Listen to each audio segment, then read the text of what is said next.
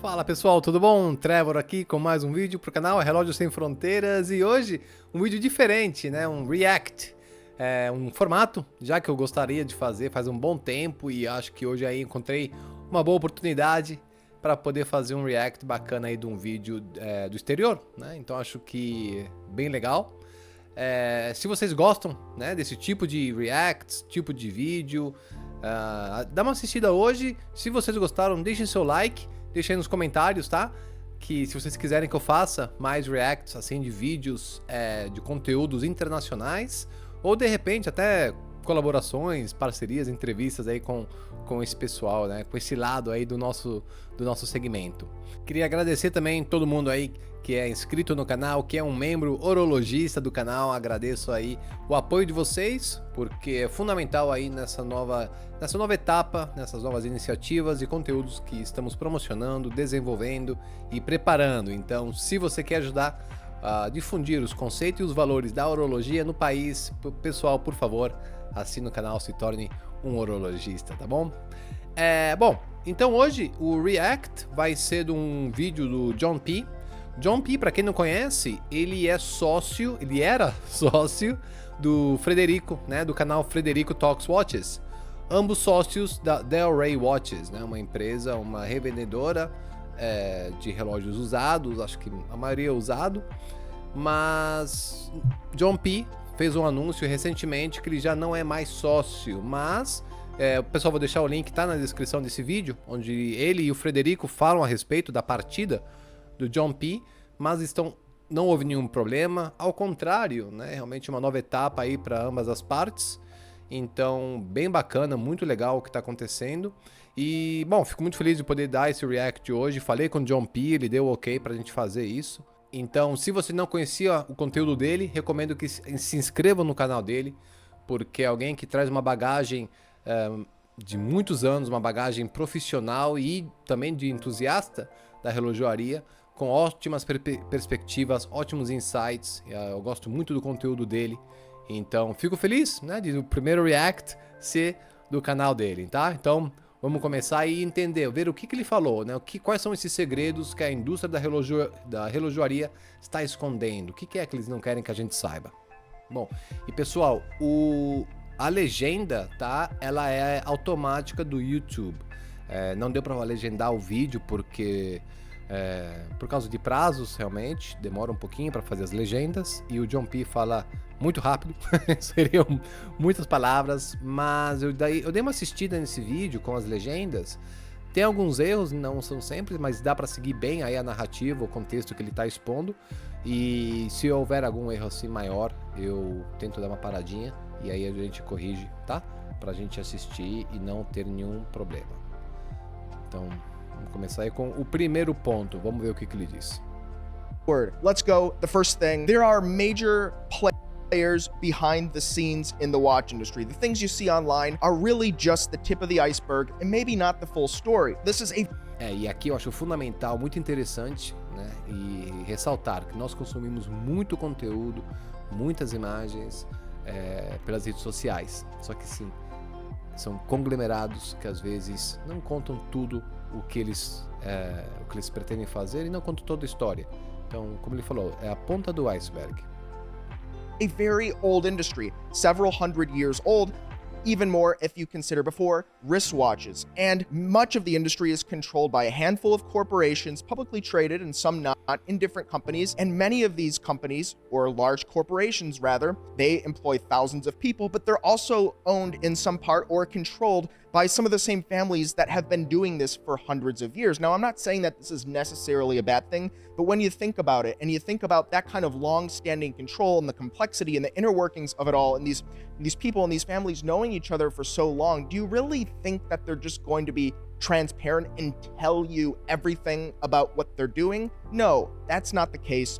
And when you get these large companies, these large organizations, being able to kind of keep up with the times is really hard. There are a lot of brands and micro brands that have managed to do it. But when you work with these old school brands, with that comes a lot of old school mentalities and undesire to change, right? Why would they change if things have been working so well for hundreds of years? If they can just keep you from knowing certain things, the rest of this list that I'll share. Why would they change? It doesn't make sense. They've been profitable for hundreds of years. Why would they change in a matter of a couple of years just because we have YouTube and the internet? So this is something to keep in mind. A lot of this, they simply just don't want you to know. Now, another thing they Então esse foi o primeiro ponto, acho que é muito interessante, e acho que essa parte da perspectiva que o John P pode contribuir, que muitas vezes a gente não vai ter acesso a esse tipo de informação. Se ele falar isso, é porque ele já trabalhou diretamente com essas empresas centenárias, que têm interesses em manter as coisas como elas são, manter o relacionamento que elas têm com as outras empresas,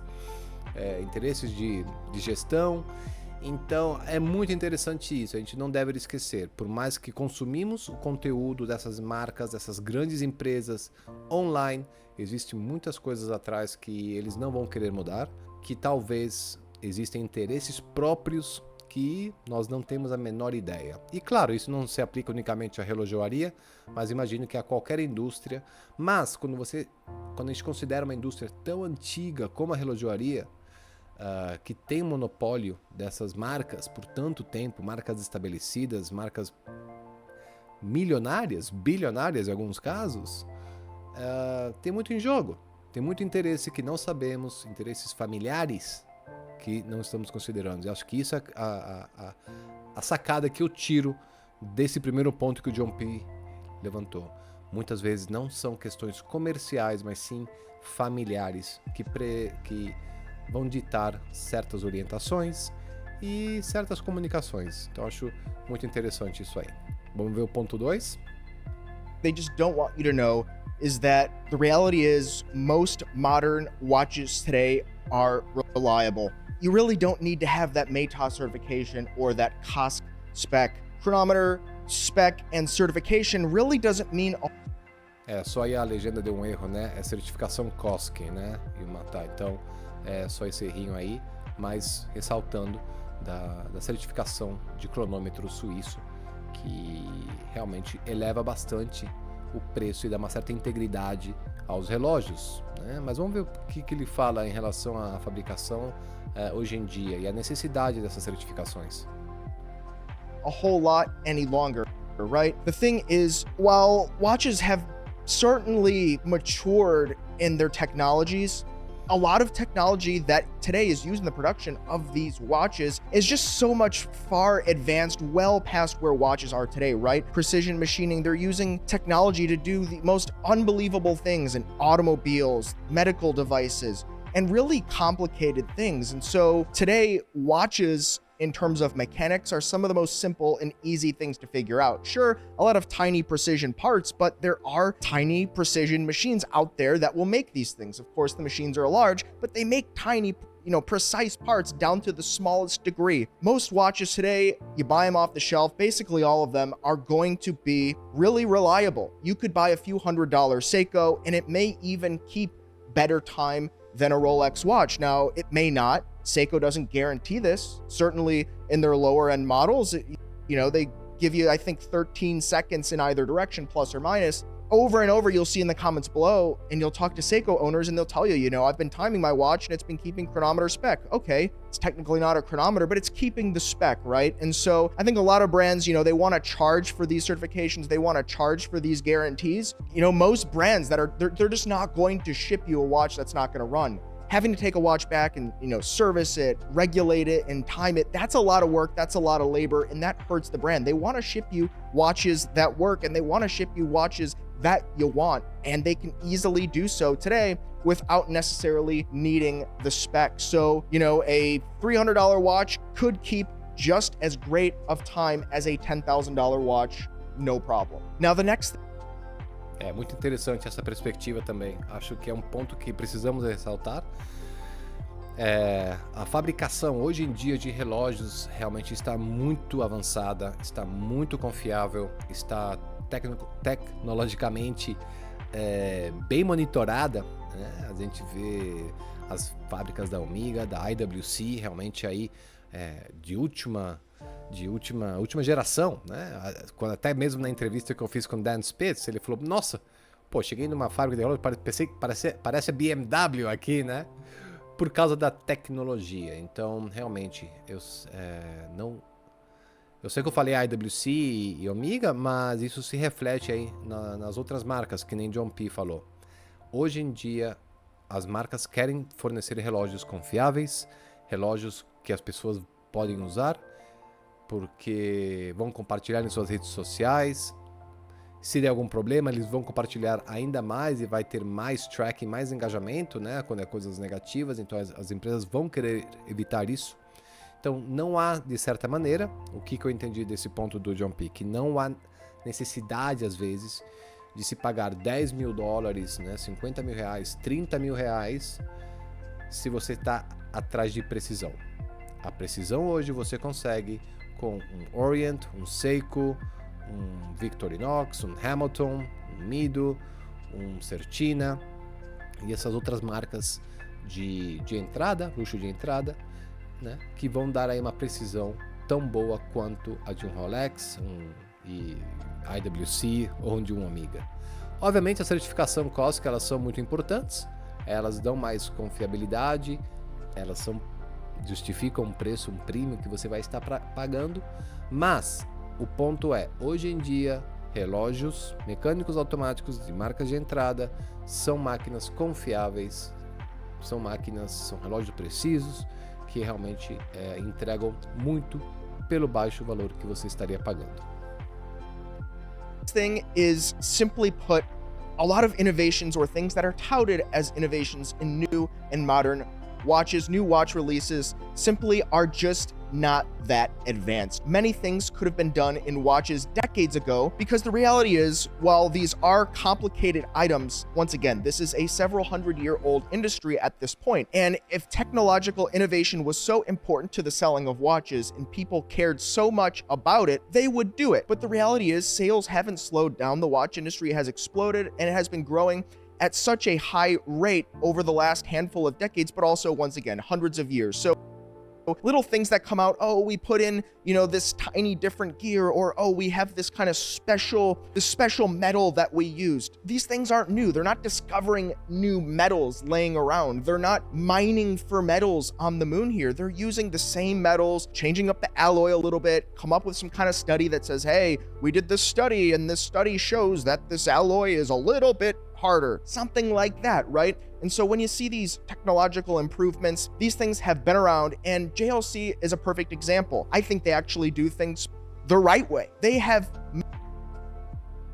JLC aí, ele tá falando de Jaeger LeCoultre, né? É realmente uma das grandes marcas aí que ele destaca que tá fazendo as coisas certas. Vamos ver como é que ele conclui esse ponto. Made and designed over 1,000 movements. They've lost track at a certain point because they have been known as the watchmaker's watch brand. And so they've been doing this thing ongoing, and they've been actually supplying movements or movement architecture to a lot of other brands over the years. And you see this with specialty movement manufacturers out there. It's just the simple choice by most brands is to not put these things in because it doesn't make financial sense. So it could be better, but they've shown on the numbers it doesn't need to make sense or be more technologically advanced in order for customers to buy the watch.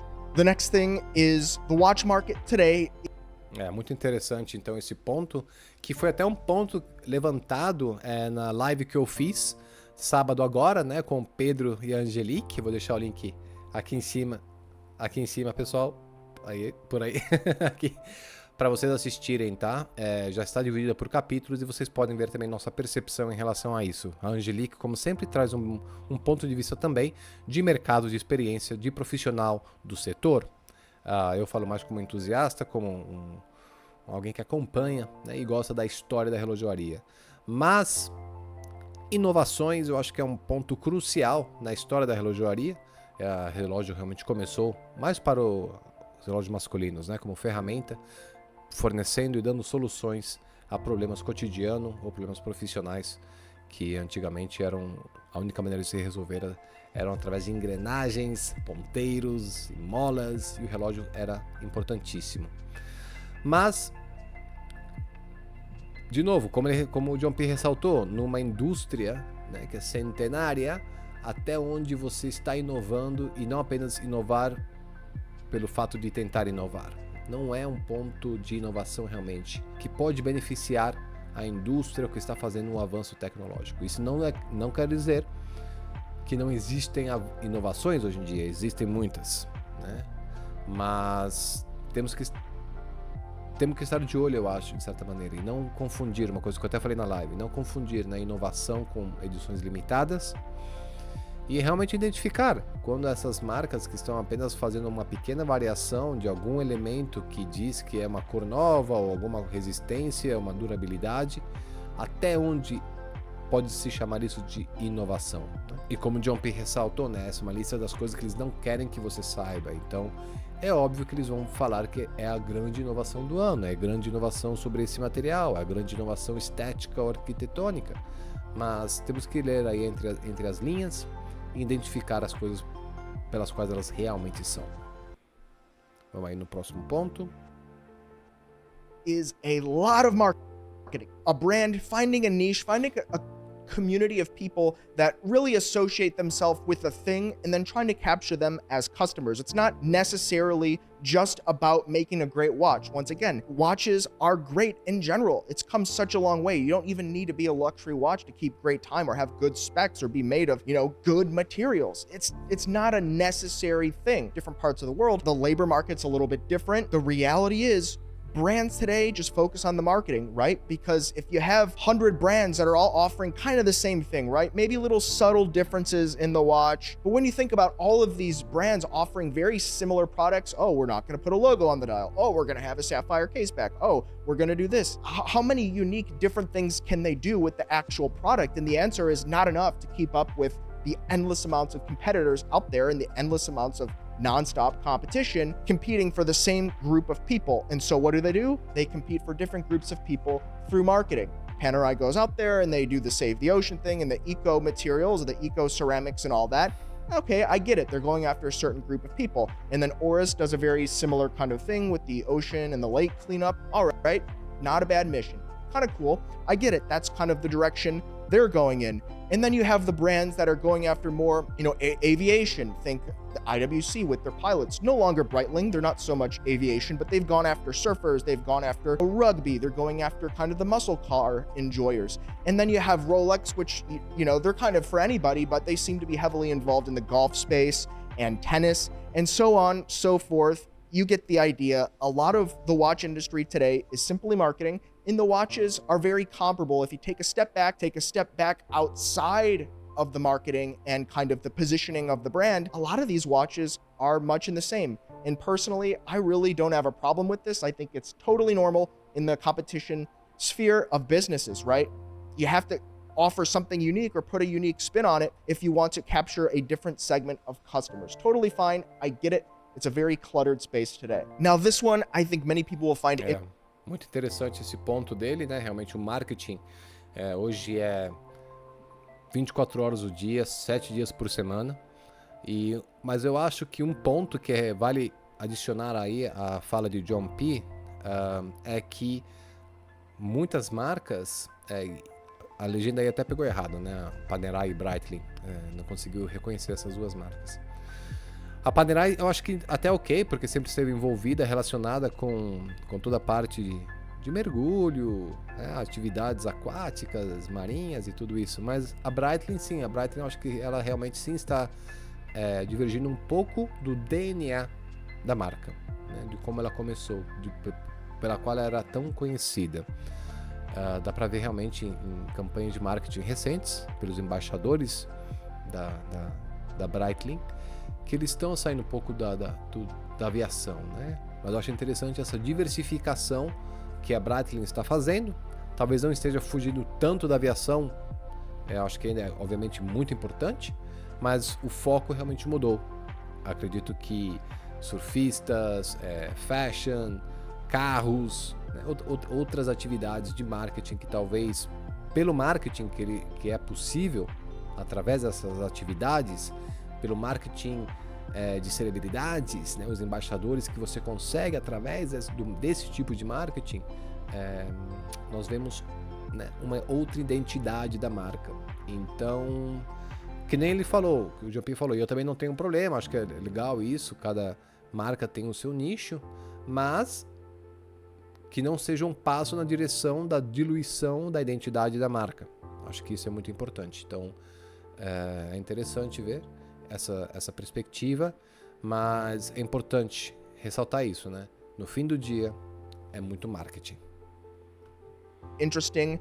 Many micro brands, if not most, are made in the same 3 factories. Now, I don't have anything against this. I think this is fine. And if you're a micro brand and you have limited access to capital and limited resources, I think it makes a lot of sense to shop it out, hire someone and work very closely with them. And there are a lot of great micro brands that do this, but it boils down to 3 main companies: Walka, Roventa, and Xantia. Now, I'm not going to go out and put a lot of micro brands out there on blast because, once again, I don't view this as a negative thing, but I really do wish and I hope that as the watch industry continues, that more of this becomes transparent. I'm a big fan of transparent, brutal honesty, and I think it's better for everyone. If you kind of have to prop up a business based on like a lot of marketing and fluff and smoke and mirrors, I just don't see that as being sustainable, especially with communities online like this. You guys out there, us talking about this, posting things on Instagram, going back and forth. Information spreads so quickly, and I just don't see the kind of holding things secret or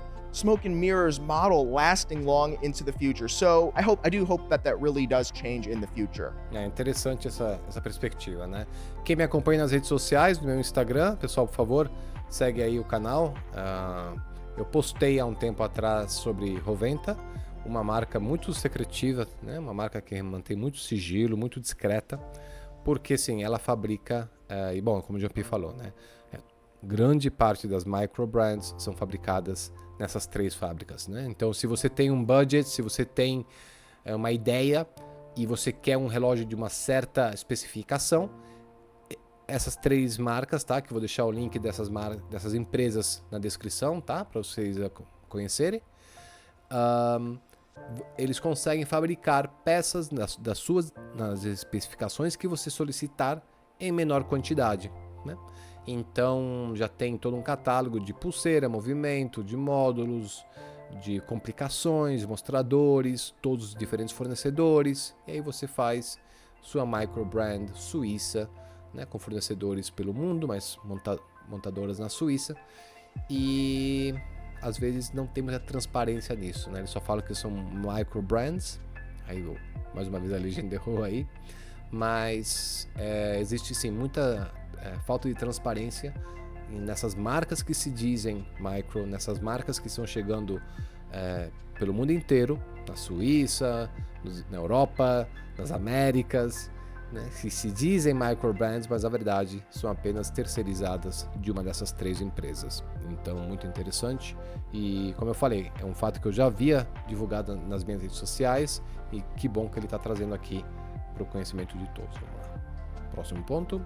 Lastly, not all in-house movements are created equal. In-house has kind of changed the definition of what it means over the years. In-house kind of started with a watch movement that was totally made and manufactured. Esse é um ponto já, deixa eu só adiantar aqui, né? In-house é um termo, às vezes até flexível em sua denominação, em sua definição por diferentes empresas, mas realmente é um tema bem complicado, então vai ser interessante ver o que ele diz a respeito. Manufactured by the watchmaker, but because a lot of brands shop out a lot of parts of their assembly and manufacture and design process, depending on what they specialize in, they shop it out. A lot of movements today are either exactly or based on an ETA caliber like a 2824 or a 2892, or of course, a Sellita, which is actually based on the ETA 2824 and 2892. There was a period of time where the ETA designs did have a patent, but because they are so old, the Swiss government actually had ruled that it was kind of not quite public domain, but other companies there could use the same architecture to come out with their own movements. So you see a lot of that today where in-house movements, maybe they have some modifications, maybe they change a plate or a bridge or some component, but the basic structure under really all of it is the same kind of movement design that's been used for decades at this point. And I actually don't think this is a bad thing, because I do think it increases the reliability, it increases the ability to have the watch serviced, it makes watchmakers and repair people, which are in a high demand right now because of a shortage. People are kind of getting out of the trades, and watchmaking is a trade. But because of the shortage, there's just not a lot of these people floating around, or people that want to get into it. They'd rather be a developer or an entrepreneur or a TikTok dancer. They don't want to be working with their hands, unfortunately. It's a shame, but that's the reality of the situation. So I do think it's kind of a good thing. I do just want to see more transparency with it, because I know there's some smoke and mirrors and some fuzz, but people like you out there who watch these videos that want to educate yourself and know how these things work, myself included, I kind of just want to know the facts. I want to know the data, and let me decide, right? So I hope that you've enjoyed this list of 6 things.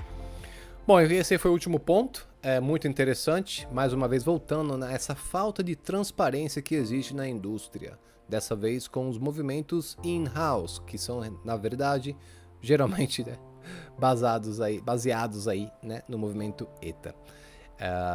Então, eu acho que é uma questão que sempre existe. Eu acho que já colocou grandes marcas em problemas, Panerai com seu Manhattan e o Tag Heuer também, né, em várias questões problemáticas pela falta de transparência em quais movimentos estavam utilizando, onde os movimentos são realmente fabricados. Então afeta aí todas as grandes marcas, mas como o John P falou, no fim do dia a grande maioria dos movimentos são baseados em cima do ETA, em cima dos Seritas. Então acho que seria interessante que houvesse mais transparência. E acho que outro ponto importante ressaltar dessa última questão que ele trouxe é a falta de relojoeiros que existe. Esse é um assunto que eu já encontrei, já li a respeito, que de repente posso até tratar ele em algum outro vídeo, que realmente é um grande problema. Deixa eu só mudar aqui. É um grande problema a falta de relojoeiro, de mão especializada. A relojoaria, pelo menos aqui no Brasil, né, é um dos poucos ofícios no qual você pode ser um autodidata, né, e ter sua carreira. Mas na Suíça, obviamente, não. Tem vários cursos acadêmicos sobre isso, que eu já estou elaborando conteúdo, tá, na minha área de membros sobre essa questão, certificados e tudo. Mas vai faltar relojoeiros. Eu acho que isso é uma questão que já estamos vendo no mundo. Não existe mão especializada suficiente para todas as marcas, para todas a demanda que existe. Se você vai hoje em qualquer site, pode ser do Swatch Group, Richemont, Louis Vuitton Moet Hennessy, ou até a marca das independentes, vai ter vaga para relojoeiro, vai ter vaga para polishers, vai ter vagas de técnicos. É impressionante a quantidade de demanda que existe de mão de obra especializada nesse setor. Então vamos ver como é que isso se desenvolve. Quem sabe no Brasil a gente consegue ver um aumento aí, já estamos vendo, né, aumento da indústria independente, mas espero que a gente consiga ver uma profissionalização acadêmica do nosso setor, né? Então espero que aí, com o seu apoio, a gente consiga trazer essa causa um pouco mais para relevância aí no discurso, né, fora da nossa bolha. Acho que isso seria a grande jogada. Bem, pessoal, como eu falei, espero que tenham gostado aí do React. Realmente insights muito interessantes postos à mesa aí por John P. Fico muito feliz que ele concordou em que eu usasse o conteúdo dele para esse React. Como eu falei, se vocês quiserem que eu faça mais reacts com esse com outros canais, ou quem sabe, né, uma parceria, uma colaboração com alguém lá de fora, de repente ia ser bacana um bate-papo aí, porque às vezes eu pego entrevistas, né, com o pessoal das marcas, mas de repente falar com o pessoal do YouTube acho que pode ser legal. Se vocês têm alguém que vocês seguem, que querem que eu faça um react, deixa nos comentários. Pessoal, muito obrigado por assistir o vídeo. Não se esqueçam, compartilhem, né? As informações desse vídeo de repente podem aí ser coisas que seus colegas não sabiam, então compartilhem nos grupos, deixe o pessoal saber, tá bom? Se você quiser, se inscreve, se você quiser, assina o canal, fico agradecido, vai ajudar bastante, mas aqui a intenção é continuar, que tem muita coisa boa vindo pela frente. Pessoal, mais uma vez, muito obrigado e até a próxima.